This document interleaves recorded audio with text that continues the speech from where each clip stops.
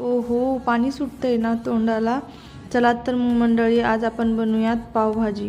त्यासाठी आपण घेतलेत शिमला मिरची, वाटाणा, गोबी आणि बटाटा. ते शिजवायला ठेवले, त्याच्यात थोडं मीठ टाकून सगळं एकजीव गाळ शिजून घेतल्यावर बारीक कांदा कापून घेतलाय, टमॅटो कापून घेतलाय, लसूण, मिरची आणि कोथिंबीर कापून घेतलाय.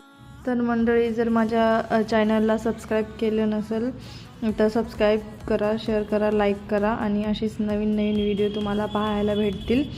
तर मी कधी काय पण खायचं असेल तर मी बाहेर कधी खात नाही, घरीच बनवते, कारण की मला खूप आवड आहे बनवायची. कांदा हा लालसर होईपर्यंत परतवायचा आहे आणि नंतर टमॅटो टाकायचे आणि सगळं ते शिजून झाल्यावर नंतर मसाले टाकूयात. मी पावभाजी मसाला टाकला आहे, लाल तिखट टाकलं आहे आणि कांदा लसूण मसाला टाकला आहे.